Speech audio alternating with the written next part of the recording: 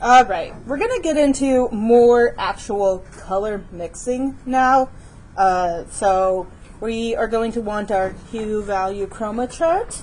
If you do not have one of these lovely charts, I would recommend that you ask the person you're sitting next to if they do. And if they also don't, maybe rearrange yourselves a little bit. Or get as close as you can. Check with the person behind you, something like that. Somebody within a 2-seat vicinity should have a chart. Okay.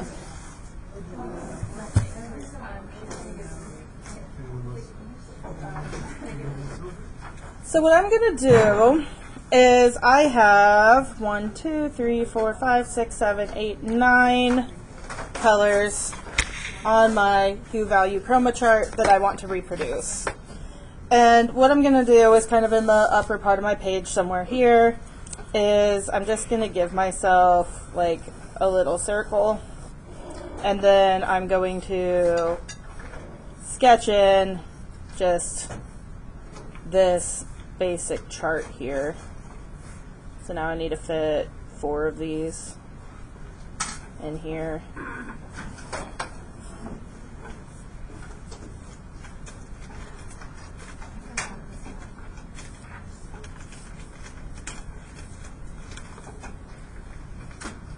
They do not have to be perfect boxes by any means. They don't even have to really be the same size. We're just going to try to give ourselves... Oh.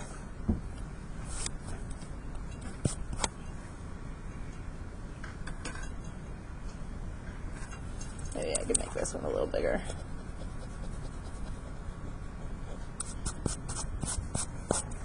Oh, yes, I said I was going to give everybody a warning before they licked their plates clean tonight. Artist quality paints are no longer like lovely non-toxic things that will not if you eat them. Oops. I'm gonna just rotate this and then make it bigger. There we go. That'll keep everything in the same orientation. So artist quality paint's no longer non-toxic. When you grab a plate or something like that to mix your paints on, you do not want to grab a plate from your cupboard that you're then going to wash and then put back in your cupboard and eat off of. Once paint touches it, it becomes an only painting plate. Porcelain, even glazed porcelain, is a tiny bit porous, can absorb some of these heavy metals, and I don't want to be responsible for you developing a major depression because of a chemical dependency from your paint. This happened to a lot of artists back in the day. You know, famously, you know, you just want your paintbrush to just be a little bit pointier, so you just, you know, stick it in your mouth, a little bit of spit. You're eating some of your paint. You know, that like they attribute like some of not actually his depression, but some of the problems that he had with epilepsy to Van Gogh having ingested large amounts of lead in his paint and things like that. Over a lifetime, of course. You get a little bit on your hands, on your face, whatever, just wash it off. Most of these are not going to be like skin contact things. If you're buying a tube of watercolor and you look on the back, there will be a warning if there's anything that you need to be like specially aware of. For example, cadmium should not be spray applied without using like a full respirator type thing, because cadmium, when inhaled, will cause lung cancer. So it says in the state of California it causes lung cancer everywhere. So California just makes them put them on the label. So don't mix it up into a spray bottle and spritz it on your canvas, and you're just fine. But yeah, you don't want to eat these paints. You want to mix in a container that you're not going to drink out of again. I always drink out of a water bottle with a lid. when I am doing painting, because it's been a close call too many times between tea and paint, okay? Or a can of something is usually okay. Just something significantly different than whatever I'm mixing with. Nowadays I mix in a brush tub, not a mug. And this doesn't look like anything that I would drink out of, so I'd spill everywhere if I did. Alright, we are going to recreate our color wheel. So the first thing that we need to do is red, and truly an actual like medium red that's going to meet this mark here on our hue value chroma chart is probably going to be a mix of our two reds. So I have a bunch of cadmium red over here. I'm going to grab a little bit of my Alizarin Crimson and just mix it in until I feel like I'm getting close to this. This is going to be a lot of mix a little bit, eyeball it, maybe give yourself a little bit on your paper. With watercolor, because it's transparent, if it dries and you're like, that's not the color, you can do a really light wash of a secondary color over it to color correct a little bit. I'm going to turn this off. I feel like it's just too shiny. We'll see. There. So, I'm trying to get that medium red. It was a mix of my Alizarin Crimson and my cadmium red. If your plate gets really dirty at any point during this and you're like, this is a hot mess, you can go to the back, rinse it off, wipe it down, and start again. Now I want to go for my yellow. I think this is the remnants of my cadmium yellow deep. Here. I'm going to add just like a little bit more water to it. You could probably use your cadmium yellow light for the yellow. Yeah, this is looking too dark for me. I'm going to grab some of my cad yellow light over here, and I'm going to skip my yellow red for now and just fill in my yellow. Why did I skip my yellow red? Well, because I'm going to mix these two together. And so now I'm going to, here on my plate, between the red that I made to be this red and my yellow, which now is actually a 3-pigment mix because I was trying to get this more exact red here. I'm going to see how that looks if I mix it into an orange. Yeah, that's not too bad.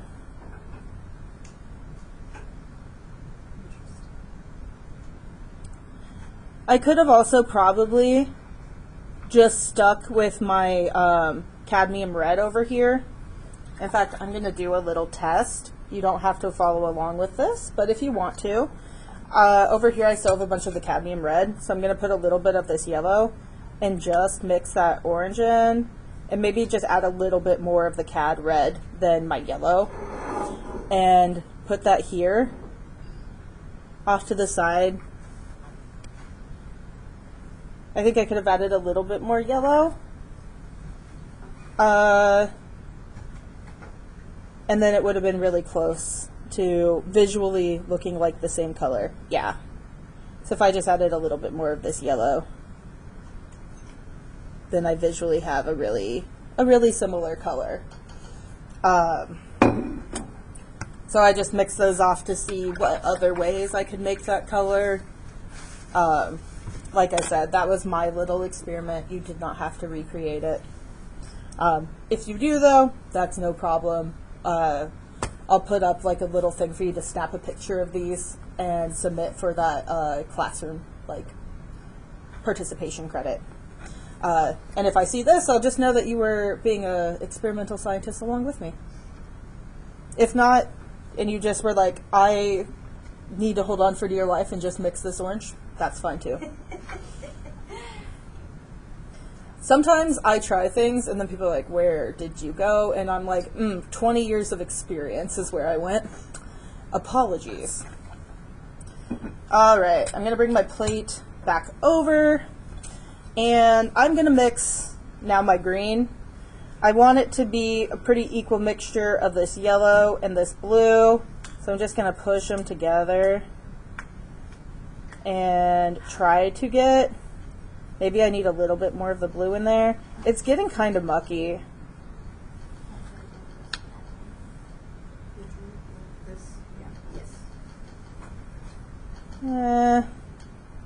So this is the green that you get if you were trying to mix it. And I'm going to put it on the outside of my true green here for now, because I don't think it's that good. It's kind of a gray, and it makes me a little bit sad. So what I'm going to do instead is I'm going to sub in here. This is where I'm going to sub in my chromium oxide green. If you have like a something that's not the chromium oxide green but is like a sap green, or not Terra Vert, because Terra Vert is going to be that more blue green. But I'm going to grab my chromium oxide green here. Oh, my water's starting to dry out. Probably because I have this fan on me. This green? Yeah.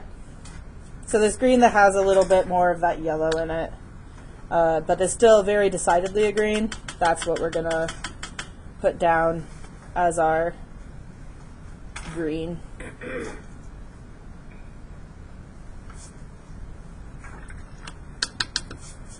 Now over on my plate, I'm going to grab a little bit of my yellow, add it here, and then I'm going to grab some of my chromium oxide and mix it in here together to get my yellow-green. I really think the chromium oxide makes a fabulous yellow-green, or green-yellow.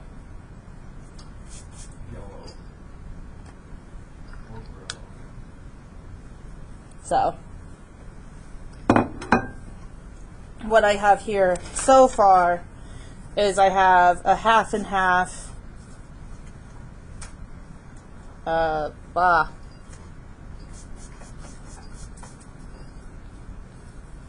Oh wait, nope, not chromium. Cadmium. I have a half and half cad red.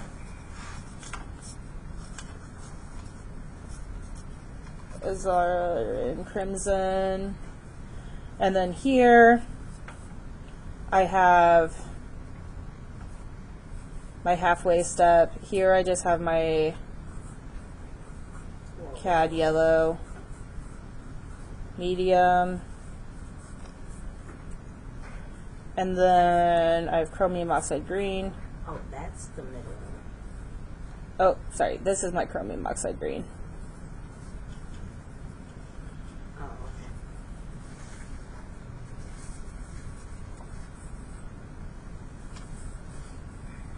And this is my chromium oxide green mixed with my cad yellow.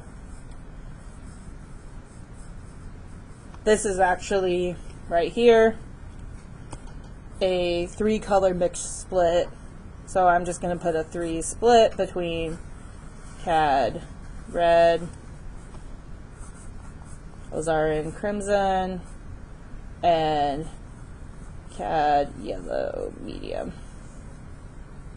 I put down enough letters that I can recognize what it is later. So if you have to write it all out, by all means, write it all out. When we get here to what is our 5 blue-green, that's where I'm going to recommend you grab your Prussian green. If you have it, your Terra Vert might be what it's called in those Winsor Newton set. But it's this more blue-green.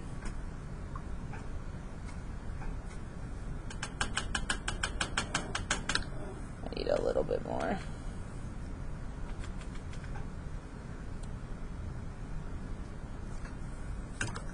It might also be called like verdigris or something like that. I don't know, somebody with the Winsor Newton set, tell me what it's called. What is your like bluish green color called? Viridian? Okay. So that might be Viridian. A Prussian green is also close.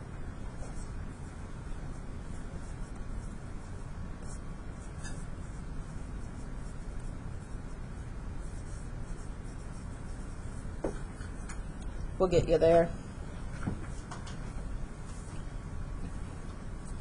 All right. Now we need our blue. Our blue, easy. That is just our ultramarine. Ultramarine, very important color that at some point we'll talk about the historic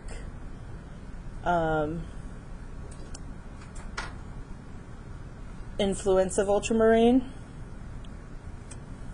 When this color was, when we discovered how to make it reliably, it became extremely important in the West due to it being the perceived color that the Virgin Mary's cloak would have been.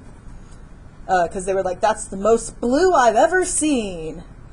In fact, for a very long time, we did not have a word for blue in many cultures. Because blue was just not a very often naturally occurring color.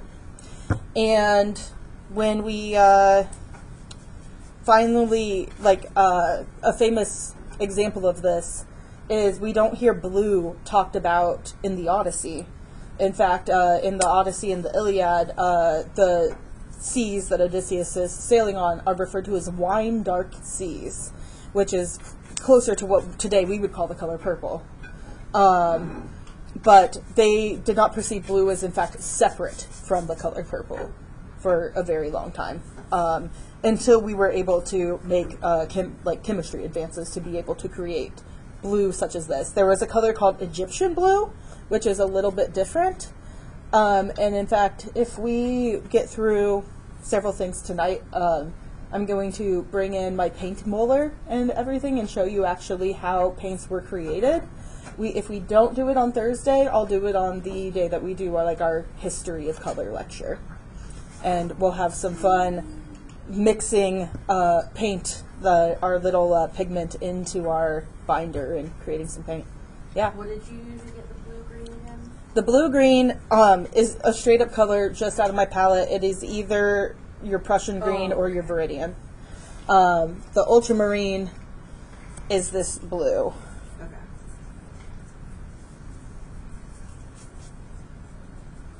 I'm like feeding you little bits of the rest of the class as we mix color, just to give you all time, but we'll cover it again.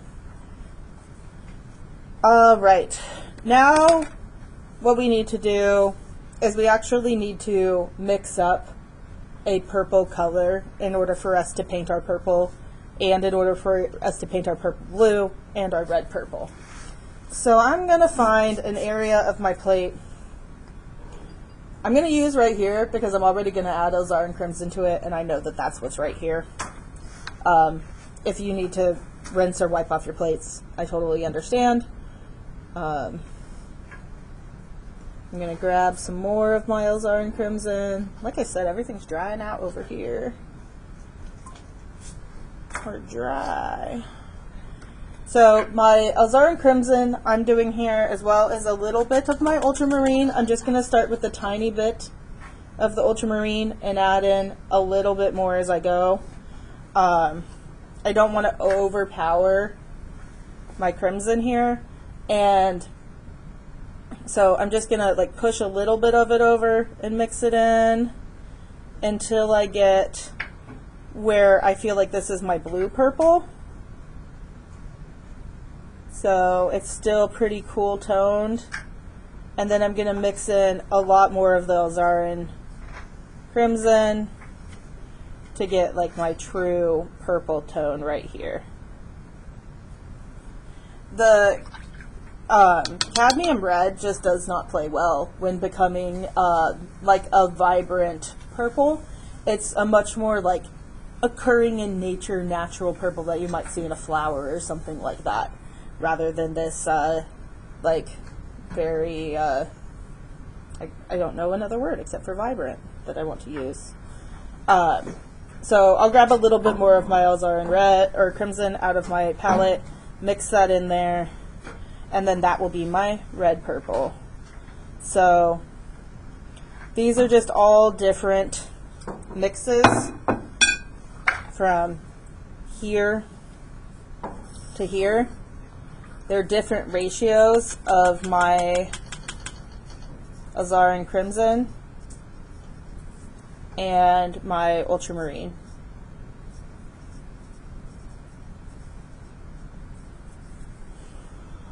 So this a little bit more ultramarine, this a little bit more alizarin crimson, this trying to kind of hit somewhere right in the middle.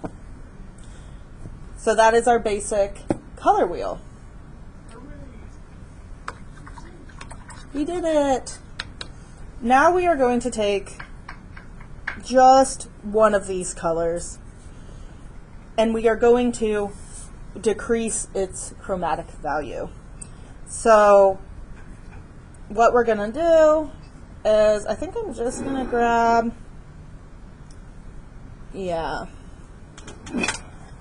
I have still like a decent area over here where I mix the two reds together. So I'm just going to start by using that up. I'm going to dip my brush in some water, get it mixed in. My plate's dried out a lot, so you'll notice your plate will dry out and you'll have to add more water with your brush to get a nice mixture, and you'll have to mix it around. And I'm going to start over to the right hand side of my page. And I'm going to give myself a decent little block here of this color. If it's not the exact same red as what we had earlier, that's okay.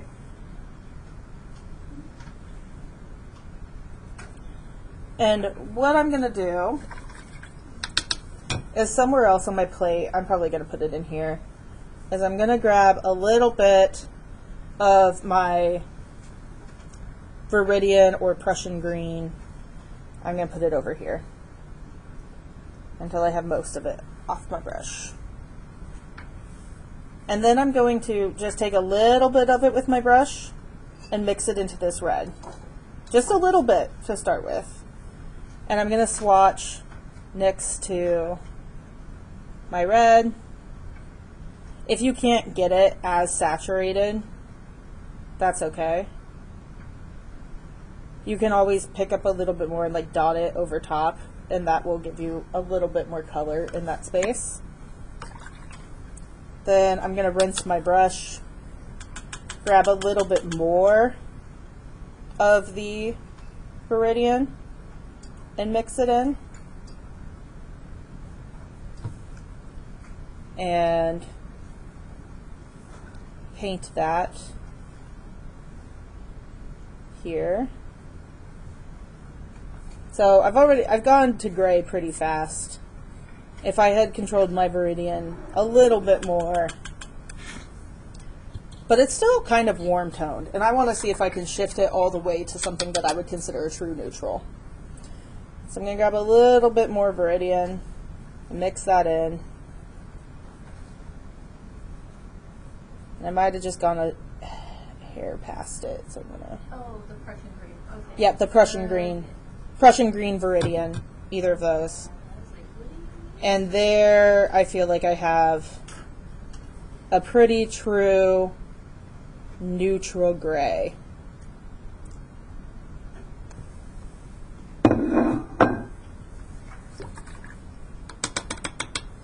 So what I have done here is the secret to changing the chromatic value, and to make, if I write our chroma here, this way we have a high value, this way we have a low value. What it took was taking my initial color, which is going to be somewhere close to my 5R, and adding its complement.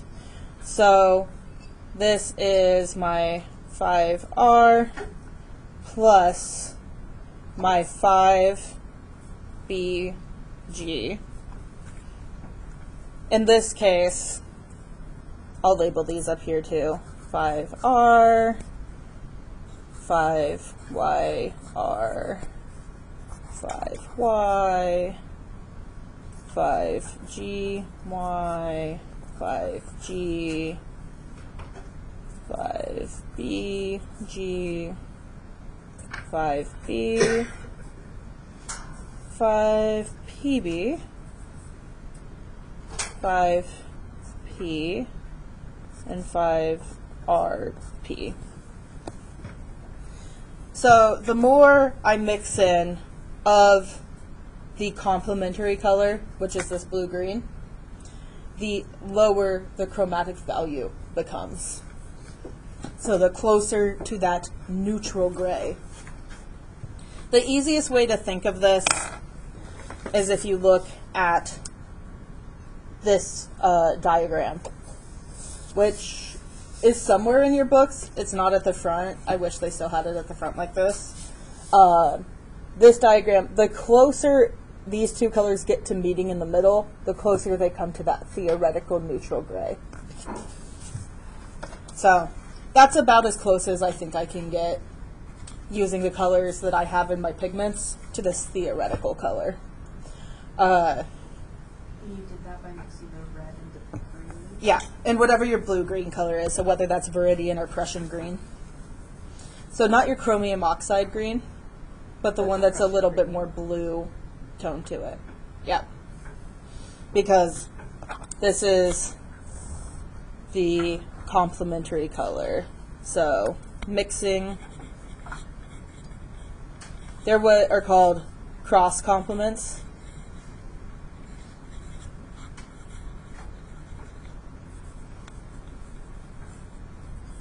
Because they sit across from each other on the color wheel. So you could theoretically do the same thing by mixing any three triadic colors together as well.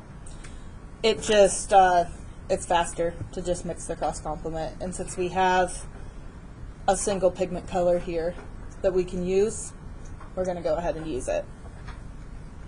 Any questions about the color wheel or Chroma?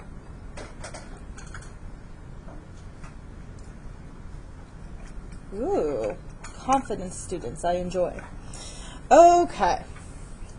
The very last thing that you're going to do is we are going to create a value chart here as well. And our value chart, we're going to mix black for. So if you need to write down that what we are mixing for black is our burnt umber and our Payne's gray.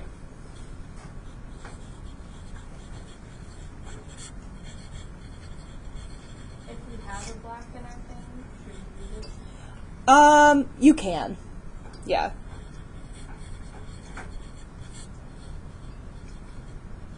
If you don't have a black in your thing, or if you don't have Payne's gray, it's essentially going to be the cross complement between your yellow-red and your ultramarine, so you could mix that together as well.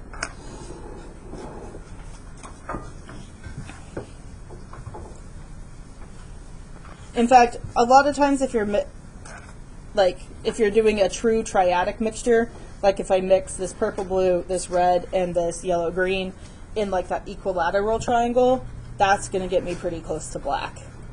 The burnt umber and Payne's gray is a bit of a shortcut. So I'm going to mix that up right now. I'm going to grab my burnt umber. I need to refill my pan some as well. I'm going to put it here. I'm not even going to worry that much about any of these other colors like getting in there because you'll just probably make it a richer black, honestly. And, oh, that was my ultramarine, not my Payne's gray. Okay.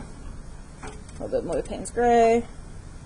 I'm going to mix that together. I think I need a little bit more of my umber in there. Should we ever worry about like the color our water is affecting the paint? So it can get pretty dirty before you'll see it actually affect the outcome on your paper. But if you're ever noticing that, like, if you drop a drop on your paper and it's giving it like a significant tint of color, that's a good time to switch it out. You can also work with 2 glasses in the future, one for rinsing and one for drawing clean water from.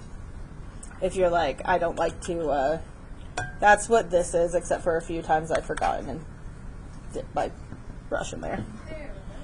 Alright, so I'm going to start with like my full darkest value of just this mixed together and give myself a little bit of a swatch. And then with watercolor,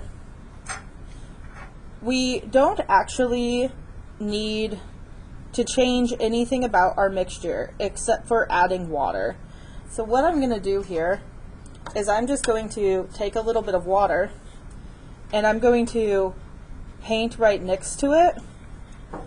And then my brush was a little bit still dirty. That doesn't really matter right now.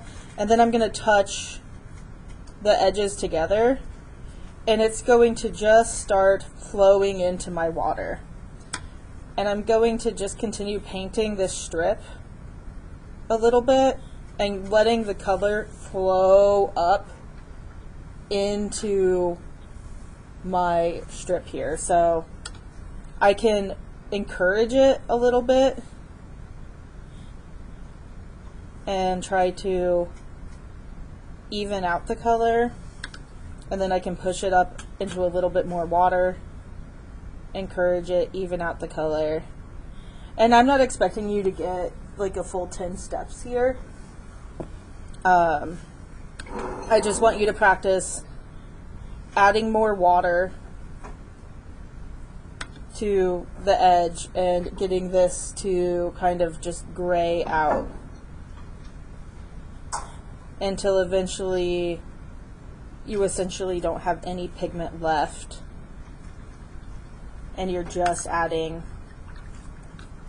water and letting the white of your paper show through, which will be your very last step. So how watercolor paper works is it has a resist that is built into the paper, so it's something that's mixed in when they mix in the pulp. And that resist activates when water is directly touching it, but it doesn't spread out. It essentially only activates the like direct column that is underneath your initial puddle of water on top. It's very cool. And it sinks directly straight down into the paper, which is why I can paint like this and I'm not getting it blowing out all over. Mixed media paper will do some of that. It'll probably get a little bit more spread than a true watercolor paper, but you can do an alright job on mixed media paper. You just don't want to work as wet, so add a little bit less water. If you work too wet, you'll just get some buckling or it'll spread out a little bit. That's not a big deal when we're just working on exploring our color here.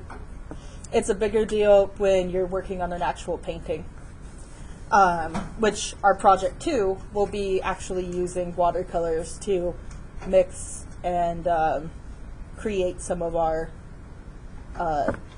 colors, and we'll do a little painting. So this will all become useful information to stay collected with your notes, and you'll want to do this. Alright, so you can see how it's gradiated out. I might need to come in as this dries, and right now I have a little bit more water gathering on this edge because my paper is just curving and buckling ever so slightly. So I can just like flick this across here as it dries, and it will pretty much just kind of even out. We'll talk more about watercolor techniques on Thursday because I want you to be well and truly prepared and practiced before I ask you to create a painting. But this was the very beginning of just knowing how to mix those colors. So I'm going to go ahead and cut off this video here unless anybody has questions.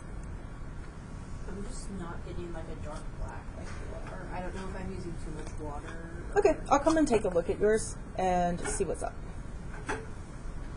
Alright.